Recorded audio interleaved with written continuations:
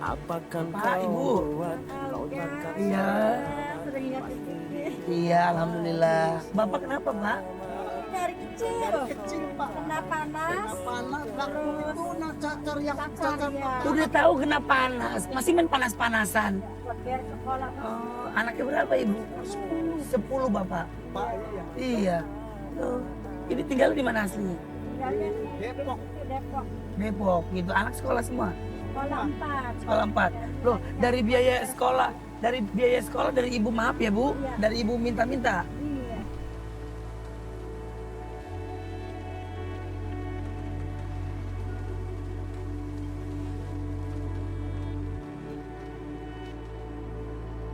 Pak Ustadz, ini kalau kayak begini apa nih Pak Ustadz? Maksudnya artinya nih Pak Ustadz, Ibu sama Bapak nih, maaf nih, mengemis-kemis gini terus buat biaya anak sekolah. Apa ya Pak Ustadz kalau boleh tahu gimana? Intinya carilah pekerjaan yang lebih baik. Cuma kan semuanya tergantung dari masyarakat. Iya, kenapa Ibu tidak mencari pekerjaan lain? Ibu masih sehat. Tapi gimana ya, ininya kan gak ada yang ngurusin. Oh Bapak nggak ada ngurusin? Iya. Iya, Ngomong terima kasih banyak ya, nama saya. iya. Makasih ya Bu. Iya. Jadi orang usaha itu sebenarnya jadi PR kita semua. Oh iya, Nggak bisa kita nyalain yang kayak tadi itu kan. Iya. Gimana kalau bapaknya kayak tadi kondisinya dia kayak tadi. ya berarti itu juga ujian juga ya buat orang-orang besar ya. Maksudnya buat orang-orang yang punya rezeki ya. Lu rezeki lu jangan makan sendiri. Jangan makan buat keluarga lu doang. Istilah kasar gitu Pak Ustadz ya. Ini ada nih orang-orang yang harus lu bantu gitu loh. Lu jangan pernah takut duit lu habis gitu loh untuk membantu orang banyak. Bener gak Pak Ustadz? Betul.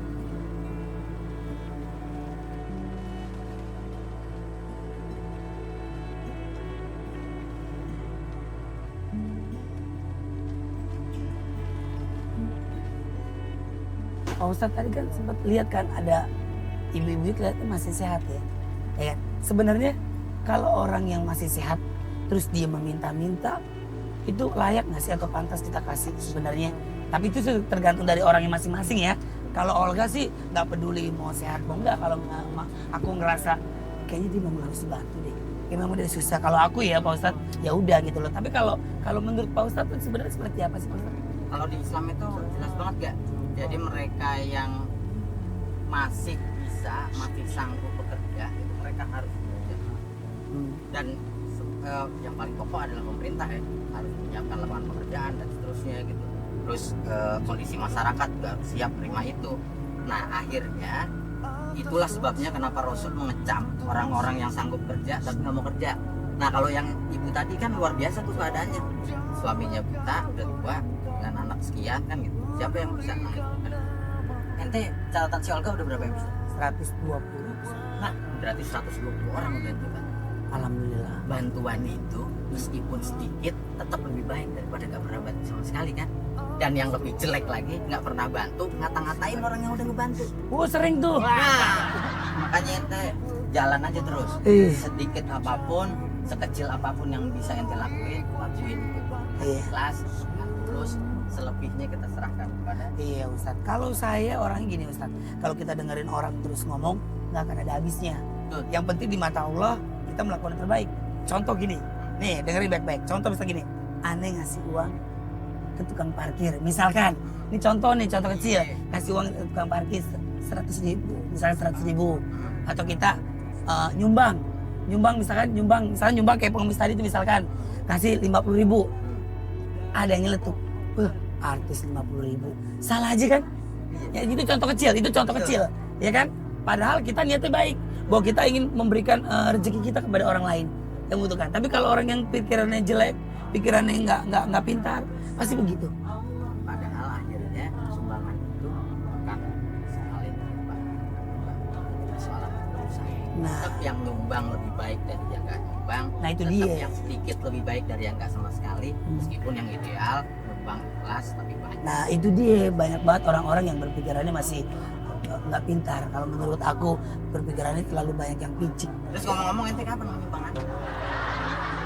Padahal akhirnya sumbangan itu bukan soal ini nyumbang atau nggak nyumbang. Jadi persoalan usaha. Nah. Tetap yang nyumbang lebih baik dari yang nggak nyumbang. Nah, itu tetap dia. yang sedikit lebih baik dari yang nggak sama sekali. Meskipun yang ideal nyumbang ikhlas tapi banyak. Nah itu dia, banyak banget orang-orang yang berpikirannya masih nggak pintar. Kalau menurut aku berpikirannya terlalu banyak yang picik. Terus ngomong-ngomong ente kapan nyumbangannya? Ente masih sehat.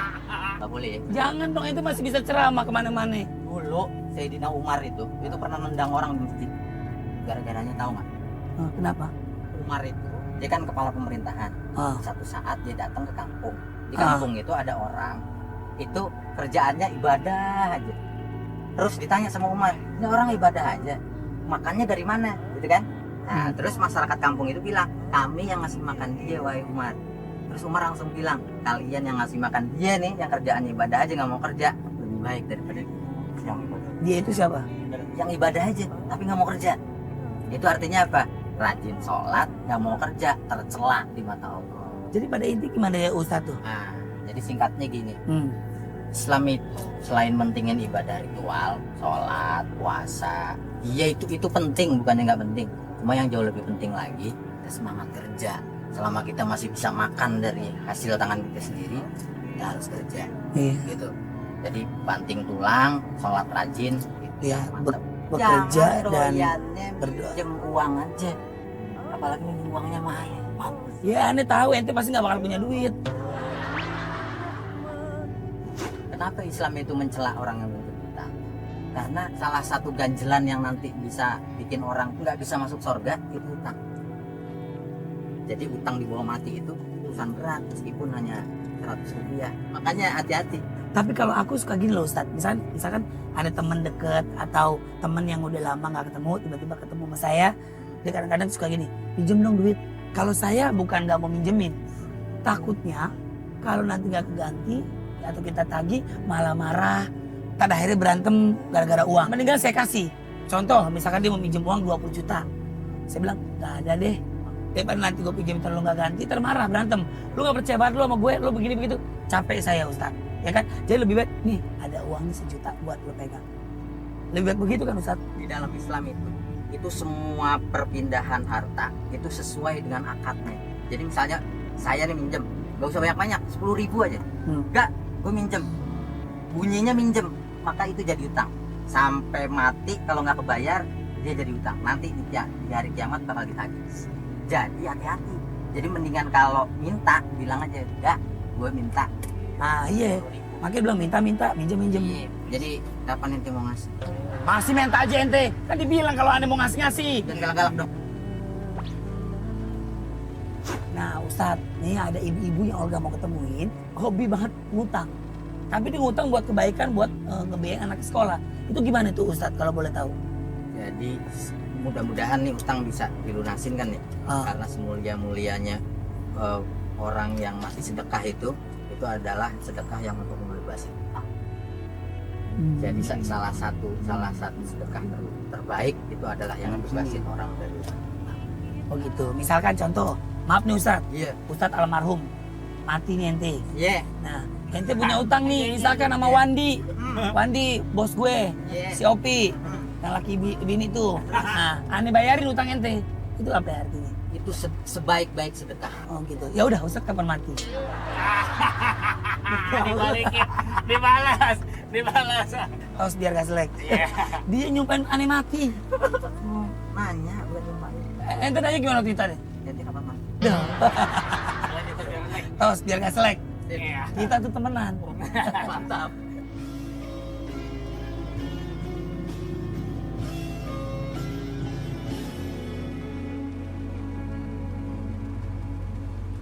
Pemirsa catatan Olga, ini sepertinya ibu-ibu yang jadi target catatan si Olga.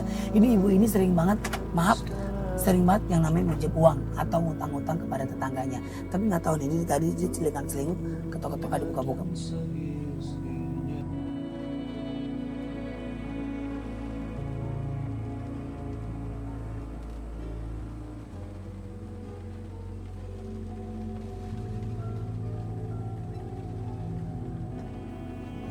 Bu, ngapain depan pintu? Tangan. Hah? Nyari tangan. Mau cari utangan? Mau ngutang? Maksudnya mau pinjem duit? Iya, buat anak saya sekolah. Buat anak sekolah SMA? Mau ngutang berapa? Ya buat yang SMA ini mau buat ujian ntar, nggak ada yang mau biayai.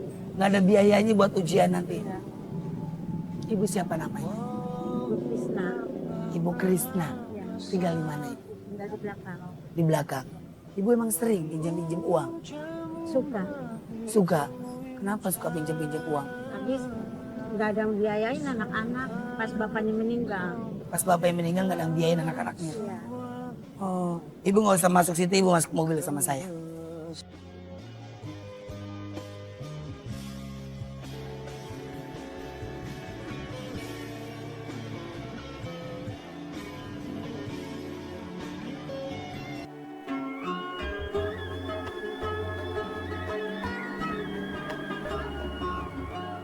Ibu Krisna. Beliau adalah seorang janda yang memiliki 4 orang anak. Setiap harinya beliau bekerja sebagai kuli cuci. Pendapatannya tidaklah besar, hanya cukup untuk makan. Sedangkan untuk biaya sekolah anak-anak, Ibu Krisna harus meminjam uang dari orang lain. Sungguh begitu berat perjuangan seorang ibu demi kelangsungan hidupnya dan juga anak-anaknya. Tiada mentari, bagai malam yang kelam, tiada tempat untuk. Ibu nggak usah masuk situ, ibu masuk mobil sama saya.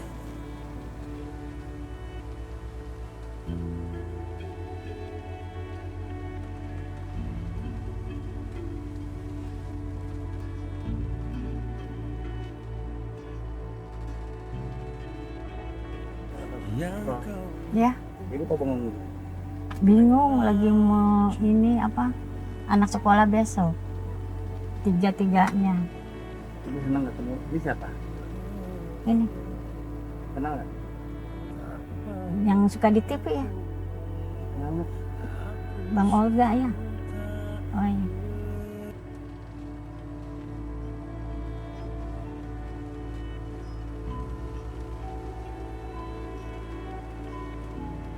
Jadi ibu udah sering pinjam-pinjam uang.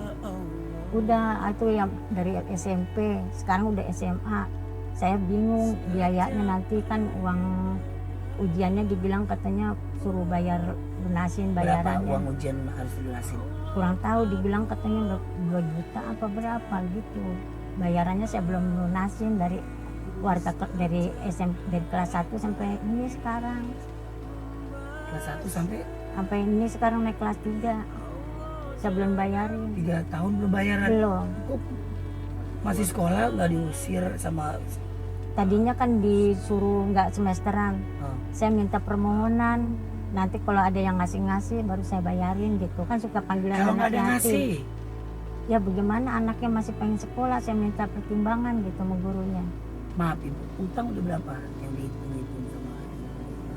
Udah banyak, cuman saya itu aja. Cara ngeganti di mana bu? Kurang tahu ya, nanti nunggu anak kerja kalau keluar. Kan anak aja masih sekolah, gimana mau kerja? Nanti nunggu keluar sekolahnya. Kalau udah sekolah, terus kalau dia dapat kerjaan, kalau nggak dapat kerjaan, ibu itu loh, maksudnya jadi banyak utangnya. Ibu nggak takut, kan utang nggak boleh bu dibawa mati. Saya kan kerja di kuli-kuli nyuci. Berapa per bulan bayar? Ya 400. Ibu nggak takut utang dibawa mati? Takut. Terus gimana ya, anak kepengen sekolah, masih 3.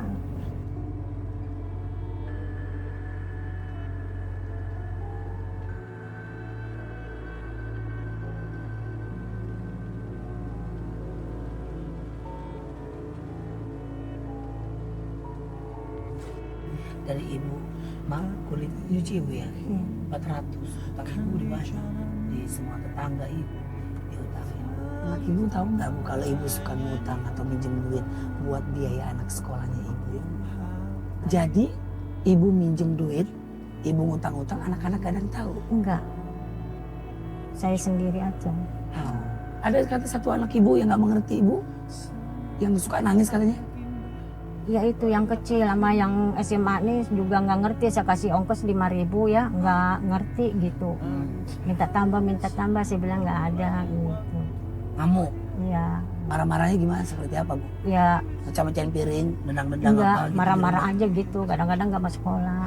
nggak mau sekolah. Iya, perek dulu minta izin sama gurunya. Tuh, kayak gitu ya Bu, anak ya Bu. Ya anak itu nggak pernah tahu apa namanya perjuangan ibu yang kepingin anaknya tetap sekolah, ibu sampai ngutang, tapi anaknya malah begitu, marah-marah sama ibunya. Ibu harus kasih tahu Bu, kalau nggak kasihan ibunya. Kalau misalkan ibu udah nggak ada, siapa menanggung anak?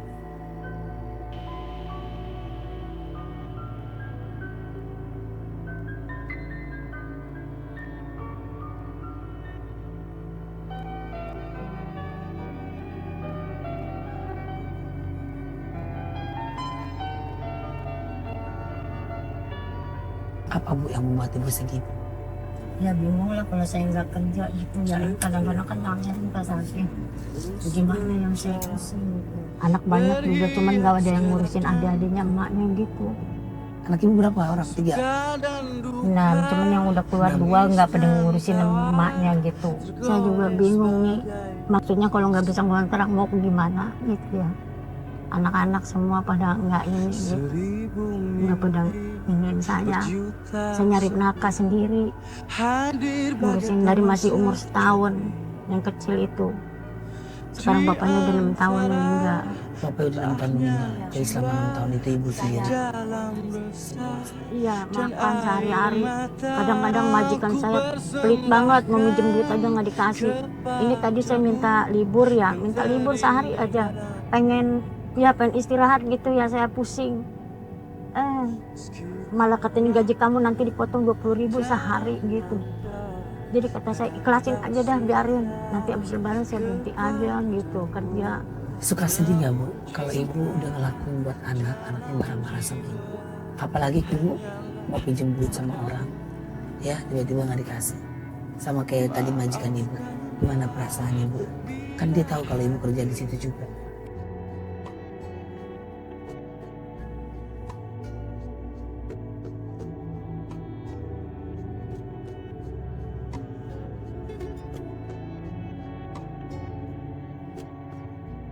Ibu ada di rumah.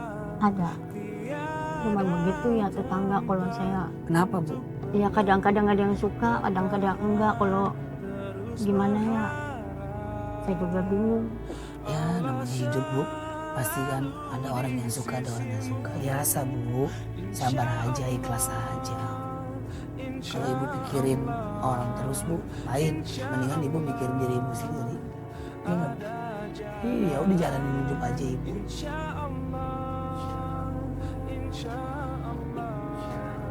Di mana rumah ibu? Masih jauh. Yang berapa sih? Itu di gang kecil. Kecil belok.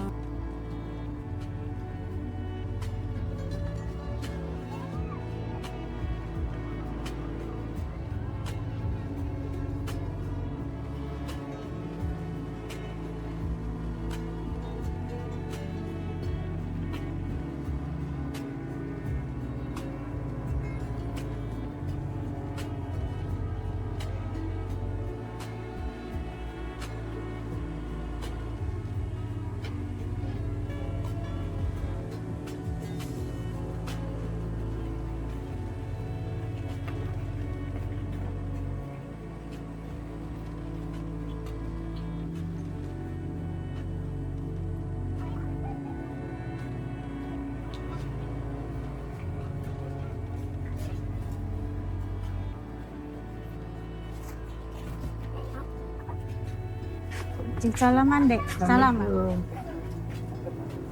Tinggal di sini. Sekecil ini tempatnya. Tinggal berempat orang. Berempat sama yang perempuan. Ini ngontrak ibu. Iya, sebulan 350. Sebulan 350.000. Kamu kelas berapa? Kelas 5. Kamu 2. besok mau masuk sekolah dong ya? Kamu tidur di mana? Tidur di bawah, kadang-kadang di atas sini. Kamu tidur di bawah sini? Iya. Ibu tidurnya? Sini. Ibu tidur di bawah sini? Iya.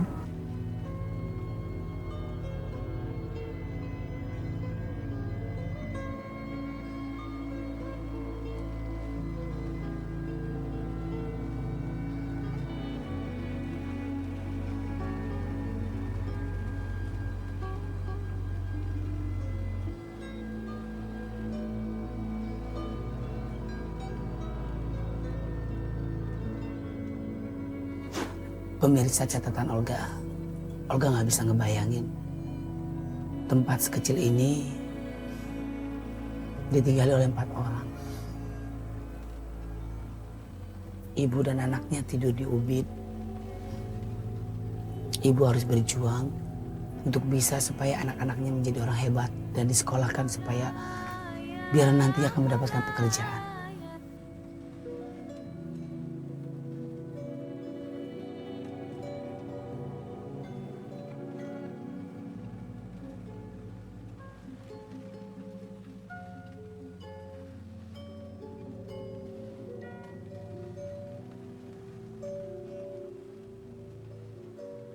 Satria, sayang gak sama ibu? Sayang. Alam sayang gak sama ibu? Sedih gak ngeliat ibu? Siapa yang di sini yang suka marah-marah sama ibu? Jujur sama kau, Olga. Siapa yang suka ngambek-ngambek sama ibu?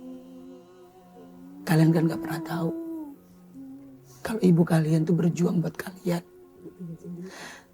Ibu tinggal sendiri.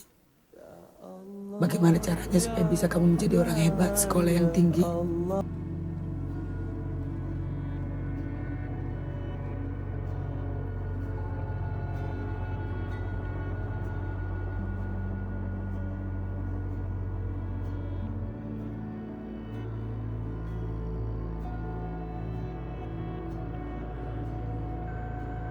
Kalian gak tahu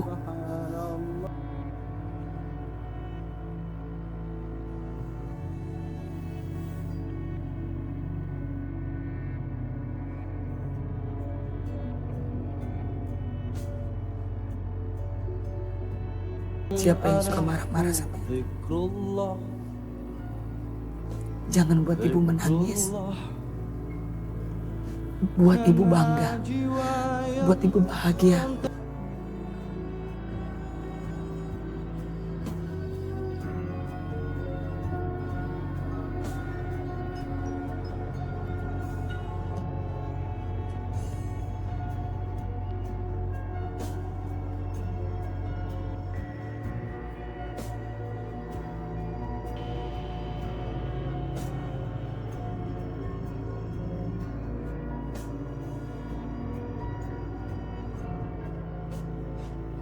Waalaikumsalam.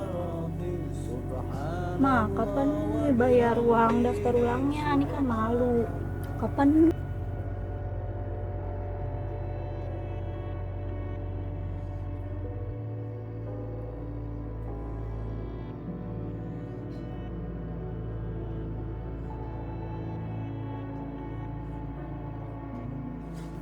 Siapa nama kamu? Ani. Hah? Ani. Ani. Ani tadi kalau Olga dengar katanya Ani belum bayaran. Iya, ini belum bayaran. Kenapa belum bayaran? Mama nggak ada uang terus. Mama nggak ada uang terus. Iya. Gajiannya cuma buat makan terus. Gajinya cuma buat makan terus. Iya, gajiannya kan dikit. Cuma buat makan gitu. Berapa bayarannya? Bayaran Ani 275. 275. Kamu sekolah swasta atau negeri? Swasta. Swasta. Kalau boleh tahu, Ani sebelumnya nggak pernah telat kalau bayaran. Telat terus kalau sebelum dulu kan bapak kan meninggal waktu SD. Jadi kan waktu belum bayaran kan kalau SD nggak bayaran. Terus kalau mama kamu belum bayar, belum bisa bayar ke sekolah? Dipanggil terus sama guru. Terus namanya selalu dipajang di mading. Oh gitu. Iya, nama-nama yang belum bayaran gitu. Ani, tapi kamu tahu kalau ibu kamu suka pinjam utang, Tahu. suka pinjam uang. Juga suka makan mie buat makan. Makannya setiap hari pakai mie terus. Makan ini terus. Iya.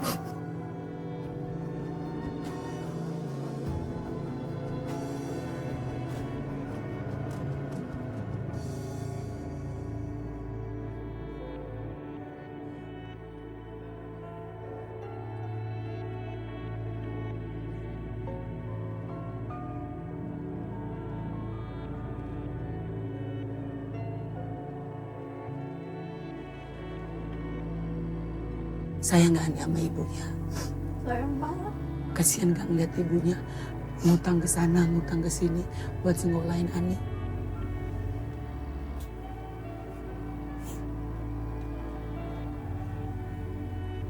Ani udah sekolah kelas berapa?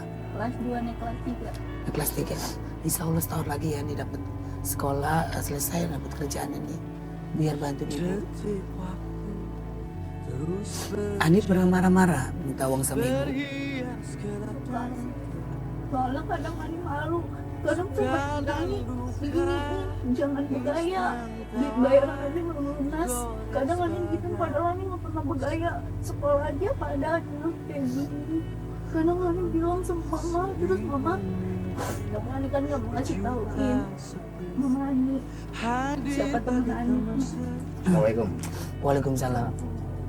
Pak Ustadz, ini ibu dia sering banget ngutang-ngutang terus sama tetangganya, tapi ngutang untuk kebaikan anak. Ya, jadi si Ani ini sekolah kelas 2 mau naik kelas 3. Jadi Ani juga malu katanya sering diomongin terus sama orang-orang kalau dia belum bayaran lah, inilah itu.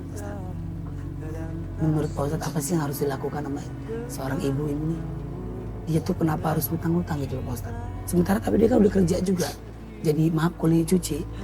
Ya makanya salah satu dari 8 golongan yang boleh terima zakat itu kan orang yang utang. Orang utang bukan orang mampu yang utang. Tapi contohnya ibu ini jadi utang memang karena untuk kebutuhan bisa-bisa dan orang-orang masyarakat sekitar sini membantu ibu. Jadi ibu ini Islam menempatkan dia pada posisi yang mestinya ditanggung oleh semua umat Islam. Ani berapa sih kalau boleh tahu bayarannya? 275 ya. Mudah-mudahan kedatangan Olga kemari bisa ngebantu Ani ya. Aku ada rezeki sedikit, mudah-mudahan diterima dengan ikhlas karena Olga juga ngasih ikhlas. Olga tulus. Ibu pegang ini Bu. Ya. Ya.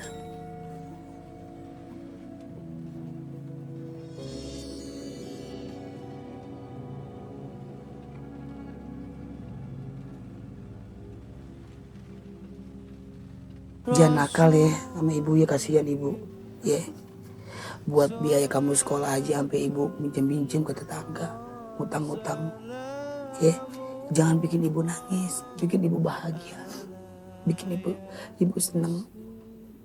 Kalau bikin ibu sedih kan kasihan. Ibunya udah berjuang buat anak, masa anak bikin ibu sedih. Doain ibu. Pemirsa catatan Olga, hari ini begitu luar biasa. Ada seorang ibu yang berjuang demi anaknya untuk bisa menjadi anak yang berguna pastinya. Pemirsa catatan Olga, hari ini saya berterima kasih banyak buat pemirsa di rumah dimanapun berada yang masih setia menyaksikan catatan si Olga. Mudah-mudahan ini bermanfaat buat pemirsa di rumah. Sekali lagi terima kasih banyak. Mohon maaf kalau Olga ada salah-salah kata dan perbuatan.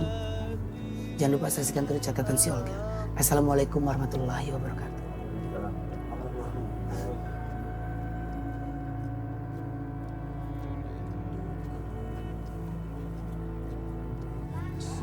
Kenapa itu?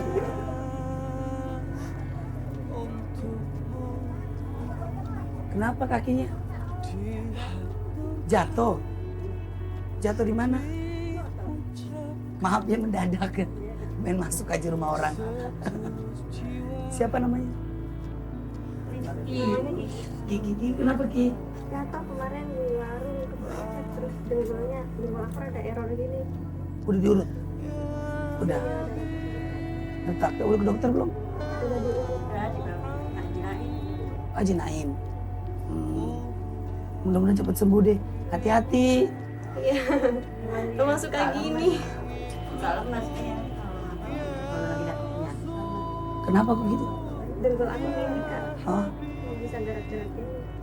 Eh, Dua-duanya jadi salah. coba maaf boleh dibuka nggak sayang? Ya Allah. Jadi jatuh bisa tiba-tiba jatuh sendiri gitu.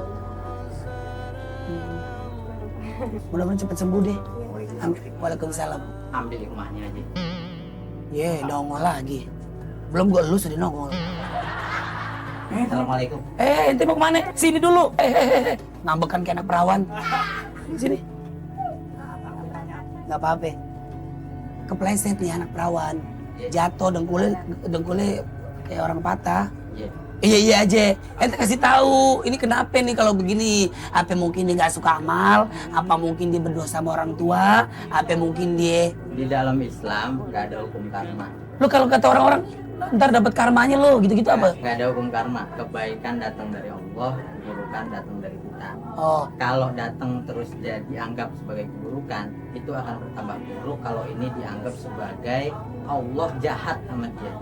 Tapi ini bakal jadi kebaikan kalau ini dianggap sebagai cobaan biar sabar, cobaan biar hati-hati, cobaan biar nanti kalau cari jodoh yang bisa jaga biar istrinya jangan sampai manjat-manjat pohon nggak kayak ente. emang gua mongki. Pak Ustadz, tapi kalau ini saya mau nanya lagi. Yang kalau kata orang-orang itu karma itu apa Pak Ustadz? Nggak ada, itu bukan dari kita. Kalau kita yang baik datang dari Allah, yang buruk dari perbuatan kita. Tapi kan biasanya dengan Pak Ustadz nih, misalkan kita udah melakukan ketulusan sama seseorang, berbuat baik, berkorban atau apalah itulah, ya kan tujuannya baik atau niatnya baik.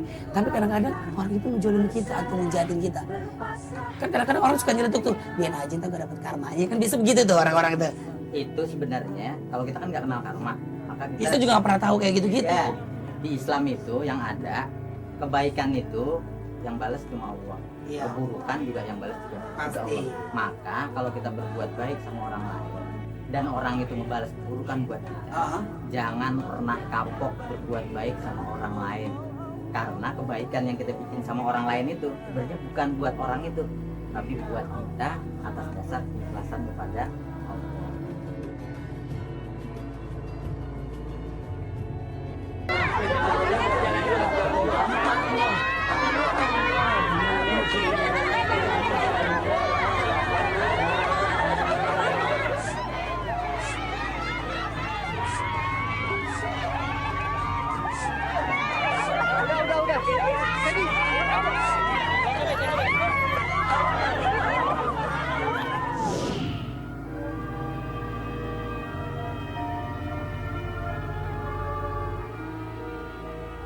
Begitu banyak catatan Olga hari ini, bahwa Tuhan akan selalu ada untuk hamba-hambanya yang selalu berjuang tanpa mengenal lelah.